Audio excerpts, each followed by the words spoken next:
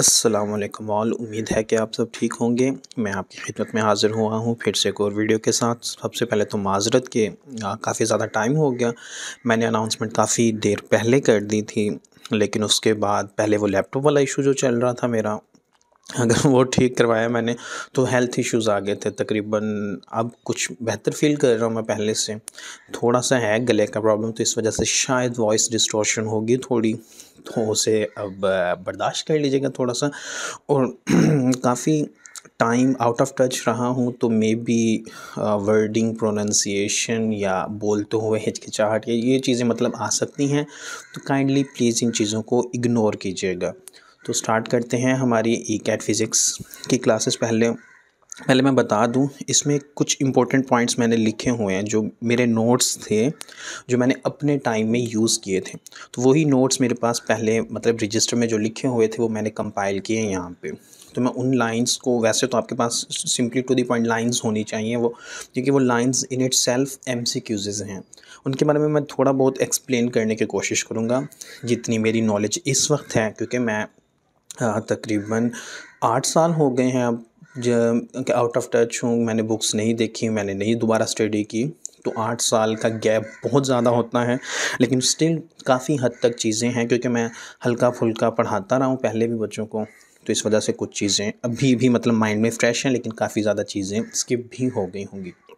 तो कोई गलती हो ज़रूर कमेंट में मेंशन ज़रूर करें, ताकि वो उसकी करेक्शन की जा सके, और वैसे कोई गलती होती है तो उसके लिए माज़रत एडवांस में। अच्छा जी, तो सबसे पहले हम फिज़िक्स पार्ट 1 की तरफ आते हैं। फिज़िक्स पार्ट 1 में चैप्टर 1 मेजरमेंट्स का। अच्छा, चैप्टर 1 में ना कोई ज़्यादा पोर्शन नहीं है जो ई कैट के हवाले से इम्पोर्टेंट हो। आमतौर पे जब आप अकेडमीज़ में ज्वाइन करेंगे जो ई कैट की क्लासेस के लिए, तो वो वहाँ पे इस चैप्टर को ज़्यादा फोकस ही नहीं करेंगे। हाँ, बेसिक्स इसके बता देंगे, बेसिक्स पढ़ा देंगे। वैसे तो आमतौर पे अर्ली स्टेजेस में पढ़ाते भी नहीं हैं, अक्सर चैप्टर 2 से स्टार्ट करते हैं, बाज़ दफ़ा दोबारा आ जाते हैं चैप्टर 1 पे। हाँ, जो मेडिकल वाले स्टूडेंट्स हैं उनके लिए बहुत इंपॉर्टेंट होता है, लेकिन फॉर इंजीनियरिंग या ई कैट स्टूडेंट्स के लिए कोई ख़ास इंपॉर्टेंट नहीं होता। वैसे मैं एक वो चीज़ बता दूँ, मेडिकल वाले भी देख सकते हैं वीडियोज़, क्योंकि जैसे उनका टेस्ट पैटर्न थोड़ी सी चेंजेस आई हुई हैं, तो उस हिसाब से कुछ ना कुछ हद तक उनके लिए भी हेल्पफुल हो सकती है वीडियो। तो सबसे पहले बात करते हैं वही इम्पोर्टेंट पॉइंट्स की। तो ये सबसे पहले तो मैंने सिंपली उसकी समझ लें कि डेफिनेशन दे दी है। डील्स विद क्या है, study of matter and energy and relation between them.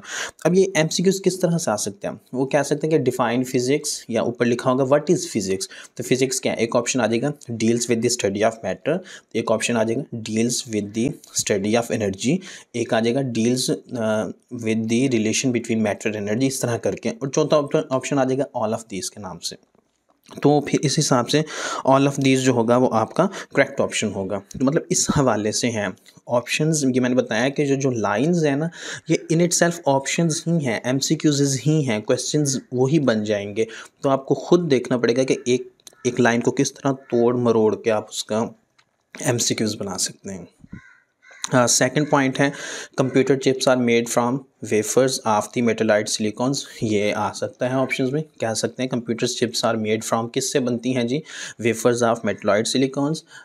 Semiconductor से वैसे कह दें या जर्मीनियम से कह दें, तो उस हिसाब से जो आपका सही ऑप्शन होगा आप उसे करेक्ट कर देंगे। डायमीटर ऑफ न्यूक्लियस, ये वैसे आपको याद होना चाहिए, इसका कोई कॉन्सेप्ट खास है नहीं। 10⁻⁻20 मीटर होता है। Diameter of an atom 10⁻⁻10 metre होता है। Height of a person 1 metre होती है। Diameter of sun, distance to the sun and distance to the nearest star is 10⁻10 metre. ये अप्रॉक्सीमेट वैल्यू है, हल्का फुल्का सा है, इनमें चेंजेस डिफरेंट हैं, लेकिन अप्रॉक्सीमेट वैल्यू यही है। और ये कैट में आपको एग्जैक्ट फिगर्स नहीं वो ज़्यादा पूछते कुछ क्वेश्चंस में पूछते भी हैं वहाँ पे ऐसे जहाँ पे आपको रट्टा लगाना वो ज़रूरी होता है, लेकिन अक्सर में ये नहीं पूछते, तो इसलिए अप्रॉक्सीमेशन काफ़ी है इसके लिए, यानी अंदाज़ा हो जाएगा। या दूसरा बात ना, ऑप्शंस में भी काफ़ी ज़्यादा डिफरेंस होता है, तो उससे भी अंदाज़ा हो जाएगा कि 10⁻10 था, तो उसके नज़दीक जो वैल्यू होगी वही हो सकती है। अच्छा जी, उसके बाद है an instrument having the smallest least count it will be more precise. जिसका लीस्ट काउंट जितना कम होगा वो ज़्यादा ही प्रिसाइज होगा, ये ऑप्शन बन के आ सकता है। इस तरह के और MCQs भी हैं जो 2017 के पेपर में आए हैं। ये एक स्टेटमेंट वाला है, वहाँ पे वैल्यूज़ की बेस पे उन्होंने किया हुआ है। जब हम वो डिस्कस करेंगे, आई थिंक वो, हाँ, चैप्टर 1 था ना, वो डिस्कस हुआ है। तो आप मेरी वो वीडियो देखेंगे ना, ई कैट पेपर्स, पास्ट पेपर्स वाली, उसमें वो मैंने डिस्कस किया हुआ है कि किस तरह होता है। वैसे तो लीस्ट काउंट क्या होता है कि स्मॉलेस्ट एंड एक्यूरेट वैल्यू होती है, तो वो जितना कम होगा किसी इंस्ट्रूमेंट का, वो इंस्ट्रूमेंट उतना ही प्रिसाइज होगा। रिलेशन क्या बन जाता है, प्रिसियन का जो है इन्वर्सली प्रोपोर्शनल टू है एब्सोल्यूट अनसर्टिनिटी की। ये भी एक एमसीक्यूज बन के आ सकते हैं कि प्रिसियन और एब्सोल्यूट अनसर्टिनिटी का रिलेशन क्या है, डायरेक्टली प्रोपोर्शनल है, इन्वर्सली प्रोपोर्शनल है, इक्वल है, या मतलब कोई इनका फैक्ट है ही नहीं, आपस में रिलेशन है ही नहीं। मोर number of decimal values more will be uncertainty. Uncertainty क्या है, पॉसिबिलिटी फॉर एरर। तो जितनी ज़्यादा उसके डेसिमल वैल्यूज़ होंगी तो उतनी ही अनसर्टिन हो सकता है वो आंसर या डिजिट हो या वैल्यू हो आपकी। Absolute uncertainty is always added while subtracting और एडिंग टू मेजर्ड वैल्यूज़। जब भी अब एब्सोल्यूट अनसर्टिनिटी को सोल्व कर रहे होंगे तो हम उसे हमेशा ऐड करते हैं, भले ही वो जैसे ये आपके आई थिंक न्यूमेरिकल प्रॉब्लम भी होगा चैप्टर 1 में, तो उसमें भी आप देख सकते हैं सब्ट्रैक्ट हो रही हों वैल्यूज़ या फिर ऐड हो रही हों, दोनों केसेस में ही ऐड ही करते हैं उन्हें।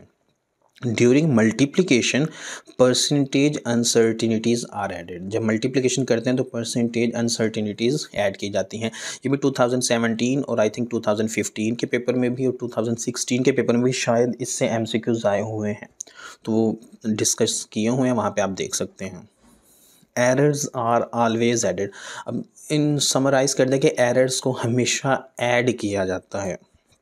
Dimensions does not belong to one particular quantity.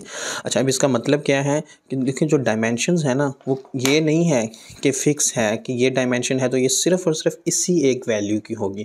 नहीं, डिफरेंट वैल्यूज़ की डायमेंशंस सेम हो सकती हैं। उसकी कुछ एग्जांपल्स भी हैं, मैं नीचे भी मेंशन होगी, और आगे जो डायमेंशंस वाले मैंने टेबल ऐड की हुई है उसमें भी आप चेक कर सकते हैं। डायमेंशन जैसे कि energy, torque and work done जो है, इनकी सेम डायमेंशंस होती हैं। उसके अलावा बाकी जो हैं यूनिट्स की डायमेंशंस, वो आप नेक्स्ट पेज में देख सकते हैं। ये वैसे मैंने नीचे भी लाइन ऐड की हुई है। ये मैंने अप्रॉक्सीमेटली फ़िज़िक्स की जितनी भी डायमेंशंस हैं, जितनी भी, वो सारी की सारी कवर की हुई हैं। हाँ, मुझे पता है नज़र देख रहे होंगे और कहेंगे बस ये तो थोड़ी सी हैं, नहीं आगे और भी हैं। तो मैं इस पर थोड़ी देर रख रहा हूँ कि अगर आप लोग देखना चाहें, नोट करना चाहें तो ये भी मतलब कि अप्रॉक्सीमेटली हर क्वांटिटी, हर पॉसिबल क्वांटिटी जो है ना, फिज़िक्स पार्ट 1 और 2 में सबकी ही डायमेंशंस मैंने कैलकुलेट की थी अपने टाइम में। मैं अपने नोट्स जब बना रहा था तो मुझे बड़ा मज़ा आता था, हमारे टीचर ने हमें सिखाई थी, तो मैंने इसलिए यूजुअली संडे को बैठ के मैंने सारी की सारी डायमेंशंस कैलकुलेट की थी। 1-2 संडे लग गए थे वैसे मेरे।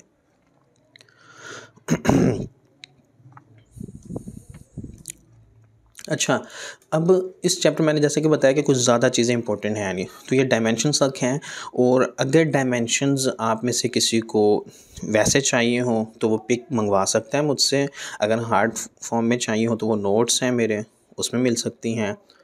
तो अगर आपने कोई कैलकुलेट करवानी हो या आपने सीखनी हो कि कैलकुलेट कैसे किए, तो वो भी आप पूछ सकते हैं। Thank you so much. उम्मीद करता हूँ आपको ये लेक्चर अच्छा लगेगा। अगर अच्छा लगता है तो चैनल को सब्सक्राइब करें और अपने दोस्तों के साथ शेयर करें। Thank you so much and अल्लाह हाफिज़।